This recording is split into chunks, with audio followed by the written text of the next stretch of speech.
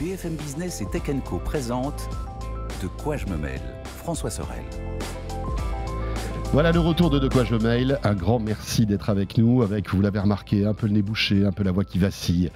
On revient du CES de Las Vegas, les amis. Et quand on revient du CES où il y a 150 000 visiteurs, forcément, on revient avec des petits virus. Lionel Costa est avec nous. Salut Lionel. Salut François. Tiens, en parlant de virus, je crois que c'était pas joli aussi ces derniers jours, hein, Lionel. J'étais pas au CES, mais je crois que j'ai aussi chopé les mêmes virus. Et ben voilà, responsable du labo Fnac, Lionel qui a bravé donc la grippe pour venir nous voir sur le plateau. C'est gentil. Avec plaisir. Alors Lionel, en plus, on va évoquer un sujet qui intéresse beaucoup de gens. C'est cette nouvelle génération de PC que l'on voit fleurir depuis, on va dire, l'été dernier, oui. avec Copilot Plus oui. de Microsoft. Même Apple commence à s'y mettre avec les puces M4, M4 Pro, etc., etc. C'est les PC boostés à l'IA. C'est intéressant parce que vous, évidemment, vous en vendez. Parallèlement, à côté des PC traditionnels. Et j'ai plein de questions à te poser là-dessus parce que, est-ce que il y a une vraie valeur ajoutée? Est-ce que les gens s'intéressent à ces PC IA? Est-ce qu'il y a un différentiel de prix? Et puis après, tu nous donneras le choix du labo parce que la particularité du labo, vous le savez, c'est aussi de choisir les produits et de dire quels sont les meilleurs produits au meilleur rapport qualité-prix. C'est ça, de tester les performances réelles des produits. Comment ça se passe à la Fnac? Vous avez une partie PC traditionnelle, une partie PC IA. Comment ça s'articule? Mais en fait, c'est extrêmement compliqué. C'est compliqué pour les clients, c'est compliqué pour les fabricants et c'est compliqué pour les distributeurs. Comment est-ce que dans un rayon, on arrive à adresser spécifiquement des ordinateurs orienté IA, sachant que l'IA, l'intelligence artificielle, elle est un peu partout maintenant. Mais bien sûr. Et tu parlais de Copilot pour Microsoft. Microsoft a mis en place des rayons dans les magasins où on voit spécifiquement des ordinateurs Copilot qui intègrent donc les outils, les usages dédiés à l'IA. On va peut-être revenir dessus juste après, mais avec des spécificités hardware qui permettent l'utilisation parfaite de l'IA là-dessus. Et là, nous, le Labo Fnac, le rôle qu'on veut se donner dans les rayons et dans l'information qu'on donne aux clients, c'est comment différencier tout ça entre Samsung avec le Galaxy IA, le Gemini de Google, et tu parlais d'Apple avec Apple Intelligence qui, pour l'instant, en Europe et en France, n'est pas utilisable, mais ils ont déjà implémenté le hardware qui permet de le faire. Oui, en théorie, en avril prochain, ça va arriver, je crois. Il y a des rumeurs. Voilà, maintenant, on verra. Toujours l'IA, c'est toujours un peu, on ne sait pas trop. Donc, il y a plein de solutions proposées par les marques, et en fait, on se rend bien compte quand même que les marques essayent quand même de raconter une histoire derrière pour aider aux clients de comprendre quelle est son utilité de l'IA, sans se rendre compte vraiment de tout ce qui est possible à faire. Par exemple, la génération d'images. Ça, enfin, ici sur ta chaîne, tu t'en parles assez souvent, tout ce qui est Midjourney, Dali et autres. Ça a un vrai intérêt pour les gens qui ont besoin de crédits visuels, qui ne sont pas forcément le plus haut de gamme possible, mais ils ont besoin de crédits visuels. C'est un outil qui n'existait pas avant. On a les corrections orthographiques, grammaticales, syntaxiques qui sont en train de complètement s'implémenter dans les outils qui sont utilisés aujourd'hui de manière naturelle, fluide. On a la traduction instantanée aussi, c'est Samsung qui avait proposé ça, de plusieurs langues étrangères. Tous ces outils-là, en fait, comment est-ce que je vais dire à mon client, le magasin, comment il va dire au client, il vous faut cet ordinateur ou ce produit ou ce produit. C'est extrêmement compliqué. Donc au niveau agencement et rayonnement, c'est pas facile. Pour l'instant c'est compliqué. D'autant qu'il y a des modifications hardware pour les PC, on va dire boostés à l'IA, qui ne sont pas anodines. On peut changer de configuration de processeur, passer de l'Intel au Qualcomm, non sans conséquences sur certains usages, etc., etc. Donc il faut aussi expliquer tout ça aux gens, de dire un PC IA, vous pourrez peut-être pas jouer avec, alors que il y a plein de trucs à raconter, non? Tu as tout à fait raison. En fait, Qualcomm, quand ils ont amené leur Snapdragon X, en fait, ils sont vraiment allés justement adresser ces clients-là avec ces nouveaux usages orientés IA et pas forcément orientés usage old school d'un ordinateur, de la puissance CPU, de la puissance GPU. Je me fais un petit parallèle pour vraiment essayer d'expliquer. Imaginons que CPU, GPU, c'est des formes de tournevis. Donc on a, pour le CPU, on a un tournevis plat pour une vis plate. Pour le GPU, on a un tournevis une clé Allen avec un embout, un embout Allen, et ben il se trouve qu'effectivement, si j'ai un tournevis plat, il ne fonctionnera qu'avec celui-là. Si j'ai un truc Allen, il fonctionnera qu'avec l'autre. Ce qu'ils ont créé avec le NPU. Quel bricoleur, ce Lionel Costa, franchement. Ce qu'ils ont fait avec le NPU, qui veut dire Neural Processor Unit, c'est un nouveau type de fonctionnement et de raisonnement, et vraiment de structuration de la donnée. Et donc, ils ont créé un embout de vis qui est différent, mais qui est compatible avec le GPU, avec le NPU. Donc, on pourrait imaginer une espèce de cruciforme Allen qui pourrait fonctionner mal, mais qui pourrait fonctionner. Et en fait, mettre le NPU là-dedans, c'est d'avoir créé un outil spécifiquement pour cette vis-là. Là où les autres outils, les CPU, les GPU, peuvent être utilisés quand même pour faire de l'intelligence artificielle. C'est pour ça que dans nos tests, on essaie de justement arriver à montrer que le NPU n'est pas une obligation, c'est une optimisation. C'est-à-dire que ça permet d'économiser en énergie, en bande passante et de gagner en efficacité pour faire les mêmes processus que d'autres feraient peut-être en 5 minutes, 10 minutes. Le NPU va le faire peut-être en 2 minutes, 3 minutes, avec beaucoup moins d'énergie. Aujourd'hui, les configurations, c'est quoi? C'est du Qualcomm. Ouais. Il y a aussi Intel qui s'y met, avec du NPU. C'est compliqué de choisir, là, entre les deux configurations. En fait, je pense quand même que d'un point de vue rapport qualité-prix, alors c'est un piège, parce que je suis obligé quand même de faire une petite marche arrière sur... Si jamais on veut choisir, on est quand même obligé de se dire quelle est la priorisation que je veux faire de l'usage de mon ordinateur.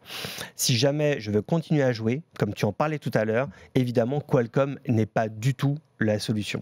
Donc là, plutôt se tourner vers une configuration Intel. Intel avec un complément GPU, quel qu'elle soit, mais un truc assez conséquent. Si je veux faire uniquement du web, de la bureautique et avec de l'IA aussi dans mes outils, évidemment le Qualcomm suffit largement. Donc c'est vraiment cette première question-là qu'il faut se dire. Qu'est-ce que je souhaite faire avec mon ordinateur? Parce qu'en plus, la configuration Qualcomm a des avantages certains.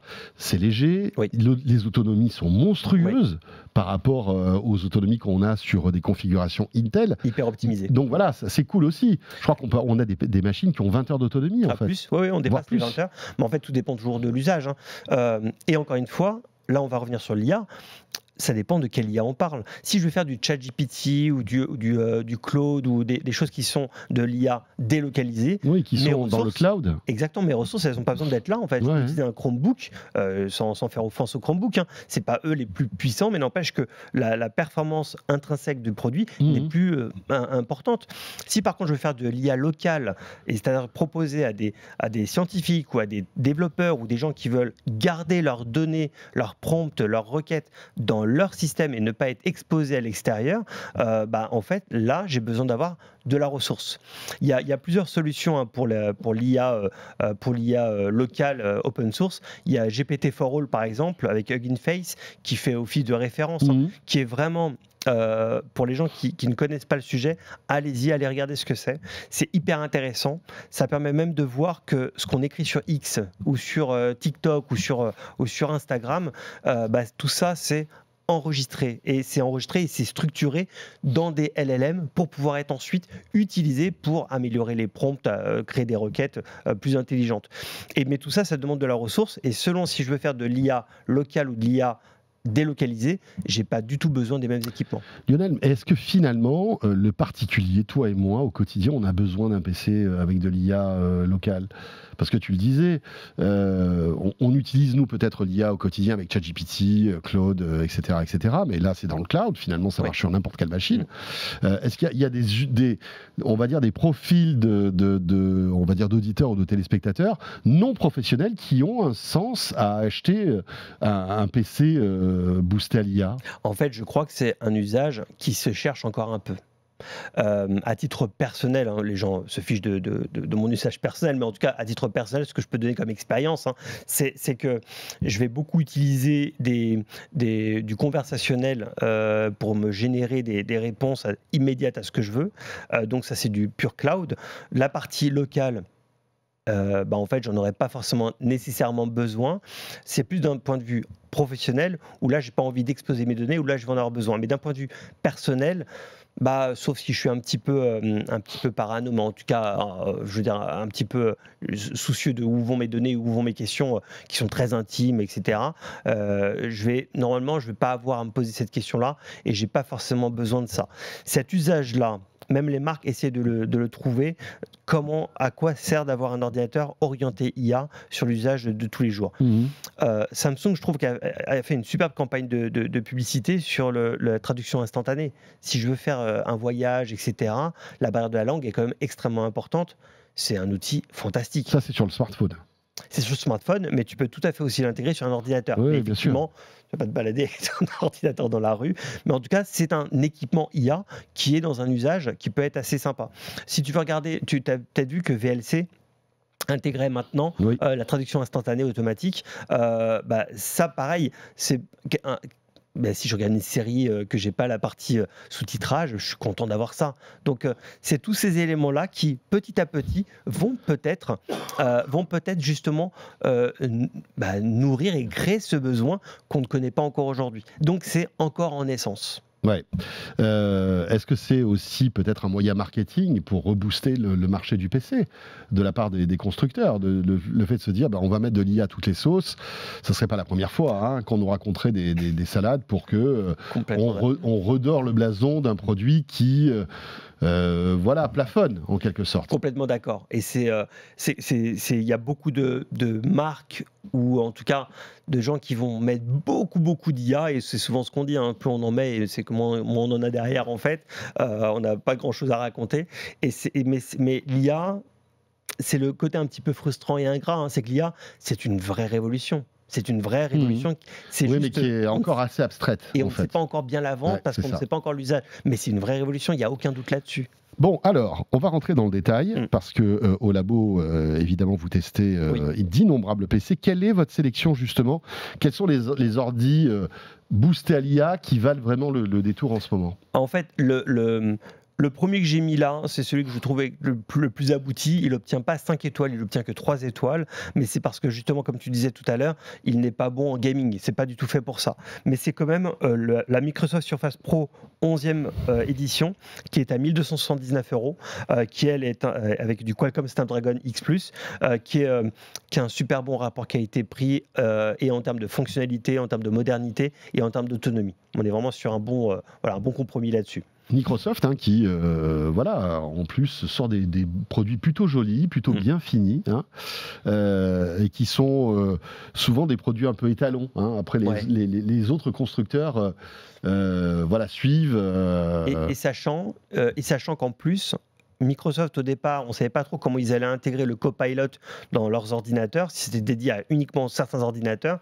Et là, on se rend compte que Copilot, il est disponible déjà dans Windows Store. Donc n'importe quel ordinateur sous Windows 11 avec tous les updates peut installer Copilot sur son ordinateur. Et donc il peut avoir accès à ces outils-là. Pas forcément aussi efficace et optimisé que quelque chose qui a un NPU, donc le pendant du CPU-GPU en IA, mais en tout cas on a accès à ces fonctionnalités.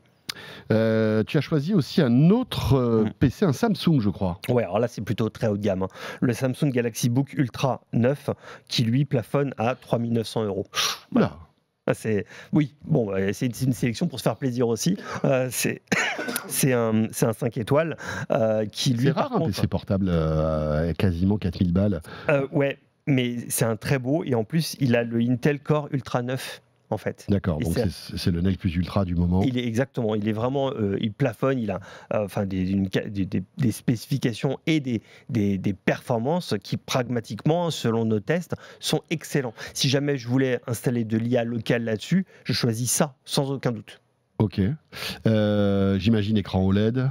Oui, bien sûr, tactile, évidemment. Et là, c'est pas parce que c'est un PC qui est boosté à l'IA qu'on peut pas jouer avec. J'imagine qu'il fait les deux, lui. Exactement, lui, il fait les deux, justement. En fait, la spécificité de l'Ultra 9, c'est qu'il intègre dans son CPU le NPU, donc qui permet justement de cette gestion de l'IA, mais il est également équipé d'un GPU qui va permettre de pouvoir utiliser des ressources graphiques, jouer à ces jeux sans aucun problème. C'est pas un gamer en soi. Non, il sera plus à l'aise qu'un Qualcomm, par exemple, largement, dans le domaine du jeu vidéo. Alors, tu as d'autres sélections pour nous, comme par exemple pour tout ce qui est IA local et apprentissage offline. Oui, c'est ça. C'est pour les gens qui veulent se renseigner un peu plus. N'hésitez pas à y aller. Vous tapez LLM apprentissage.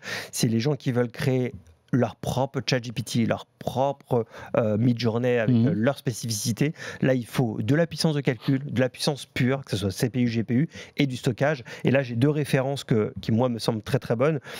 On a le Dell Alienware X14R1, qui est à 1 559 €, qui n'est pas excessif, mais par contre, c'est un très bon ordinateur en termes de performance. Il est à 4 étoiles parce que l'écran est un peu en dessous, mais par contre, en termes de Il est sous puissance, Intel, hein. Il est sous Intel, exactement.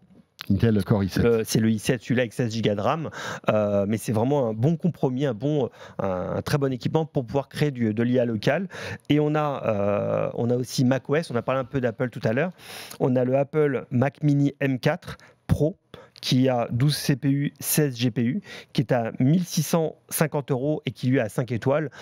Et là, je fais une petite pause là-dessus. Ça prouve encore une chose, une chose qu'on dit depuis plusieurs années maintenant. Les ordinateurs Apple en GPU, en gaming, sont capables hardwarement de faire énormément de choses. La seule différence qu'il y a avec les ordinateurs gamers, c'est les éditeurs de jeux qui ne développent pas pour les Mac. C'est ça le problème. Exactement, en termes de spécification hardware. Steam notamment, enfin tout ça quoi. Exactement. Mais alors, il y a de plus en plus de jeux compatibles, mais ils sont en retrait. Et que quand on parle aux aficionados, ils disent mais arrêtez, jamais je vais jouer sur un Mac, c'est impossible. En fait, sous le capot, il y a ce qu'il faut. Exactement. Et l'IA le montre en plus. L'IA montre par rapport à des modèles de langage qui ont besoin de GPU pour structurer la donnée correctement et faire des bonnes requêtes d'indexation de données. Les Macs sont très très bons. C'est vraiment il faut aimer l'écosystème Apple, mais en tout cas, c'est un très très bon choix à faire. Ouais, avec des prix qui s'envolent un peu aussi. Là, si on prend par exemple celui que tu viens de nous citer, qui est le Mac Mini M4 Pro. Ouais, il est à 1 649 € pour un Mac Mini. Voilà, on n'a pas l'écran. Voilà, il n'y a pas de clavier, pas de souris. Pas de clavier, pas de souris. C'est pas le Mac Studio. Ça reste un truc compact. On est sur des produits qui sont quand même assez bien optimisés normalement. Voilà. On a parlé de Microsoft, on a parlé d'Apple, on n'a pas parlé de Google. Justement, tout à l'heure, tu évoquais les Chromebooks. Oui. Les Chromebooks ne s'intéressent pas justement aujourd'hui à l'IA ? Si, mais ils sont complètement orientés vers le Gemini, Google Gemini, qui est uniquement du IA délocalisé. Ah voilà, donc à ce moment-là, la configuration hardware, on s'en fout. Oui, en fait. Enfin, il faut de la requête pour envoyer la requête sur le web, puis on a un retour de réponse. Okay. C'est plus les serveurs cloud qui, eux, font le boulot, en fait. Pour résumer tout ce qu'on vient de dire, parce que c'est vrai qu'on a dit pas mal de choses, Lionel. En gros, si on doit changer de PC aujourd'hui, posez-vous la question d'un PC boosté à l'IA. Si vous avez vraiment un usage spécifique de l'IA, autre que ChatGPT, parce que ChatGPT, ça marche sur n'importe quoi. C'est ça, exactement. Finalement. Pour résumer. Tu as tout à fait raison. Voilà, si vous devez vous créer votre propre LLM, on n'est pas tous dans cette configuration-là. C'est vraiment un usage un peu spécifique, professionnel. Ou alors si vous êtes un bidouilleur, là oui, mais autrement, on ne voit pas aujourd'hui un intérêt spécifique à s'offrir un PC. Spécifiquement pour ça, non. Après, on peut peut-être, si on sait qu'on a un achat à faire qui va être là pendant 5-10 ans, peut-être se prémunir en fait en se disant peut-être que dans un an j'en aurai besoin et je vais me dire mince, j'aurais pu acheter un ordinateur qui contient cet élément-là. Mais c'est un peu de l'anticipation. Donc c'est toujours l'idée du choix éclairé d'achat. C'est qu'est-ce que je veux faire avec mon ordinateur. Il faut arriver à s'imaginer ça pour éviter de acheter trop cher un truc pas adapté. Et surtout, ne prenez pas un PC qui n'a pas au moins 16 Go de RAM. Là, vous fermez les yeux automatiquement et vous faites next 16 Go. C'est le minimum. Merci beaucoup Lionel. Merci François. Voilà, passionnant ce sujet. Et puis, si vous voulez en savoir plus, vous avez, j'imagine, au labofnac.com. Et sur fnac.com, le détail de toutes les machines que vous avez testées pour vraiment rentrer dans le fine-tuning, comme on dit. Merci Lionel. responsable donc du Labo Fnac pour terminer ce De quoi je me mail. Un vrai plaisir que de vous avoir accompagné encore une fois cette semaine. Bon week-end à vous toutes et à vous tous. Et on sera là, bien évidemment, le week-end prochain. Et puis, d'ici là, la semaine prochaine, vous le savez, chaque soir sur BFM Business, j'ai le plaisir de vous retrouver pour Tech & Co. de 20h à 21h30 en direct à la radio, à la télé. C'est un peu comme De quoi je me mêle, mais c'est tous les jours. Voilà. N'hésitez pas à venir nous rejoindre et à tester. À très vite et bon week-end à vous toutes et à vous tous. De quoi je me mêle sur BFM Business et Tech & Co.